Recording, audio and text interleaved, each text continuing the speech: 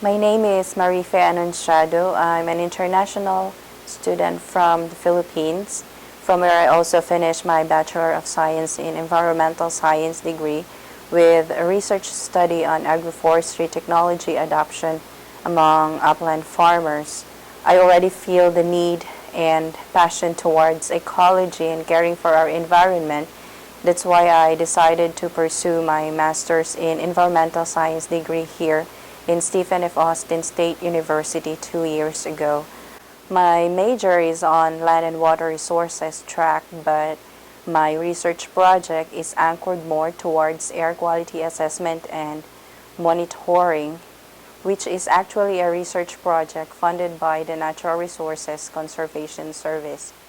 It is a study where I am particularly exposing 6 plant species to different ammonia concentrations for a particular period, and then I'm looking at their physiological responses as affected by the pollutants. In Texas, concentrated animal feeding operation is one of the increasing and leading industries to household food source. Apparently, it has also its risk to public health and the environment, especially among poultry workers.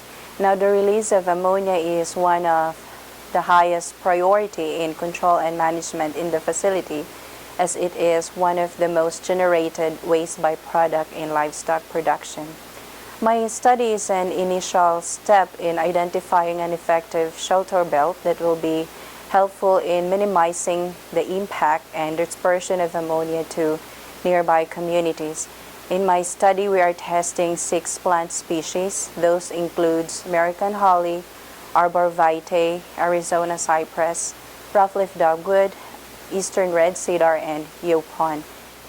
Prior to exposure, we make sure that the plants are watered in field water capacity to ensure that whatever their physiological responses may be, it is not affected by the deficiency of water that affects plant and water relationship. In the chamber, we installed duct fan to ensure proper mixing and circulation of air, and we have rotameter or flow meter to control the injection of ammonia in the chamber. We have hobo data loggers to give us some measurements on relative humidity, light intensity, and temperature.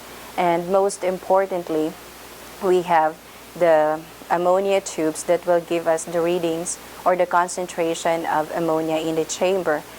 So after an hour of exposure to different levels of ammonia, we measure the physiological responses again. After the exposure, randomly collected leaves are brought to the Environmental Assessment Lab for Air Pollution Tolerance Index, or APTI, and foliar ammonia content determination. APTI is an index that tells us the vulnerability of plant species to a known pollutant.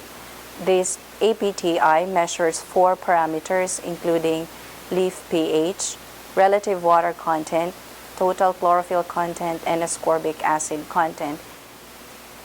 This study is relevant if we can identify a species with a capacity to assimilate and take up more ammonia in its leaves without any negative effects on its basic physiological functions.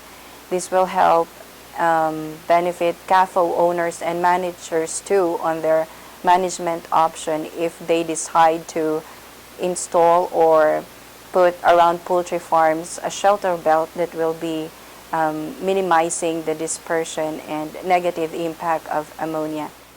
We found out after the analysis that Arizona cypress and eastern red cedar, which are actually conifers, have assimilated more ammonia on its leaves, while yaupon is the one which has lowest ammonia content we've found after several statistical analyses.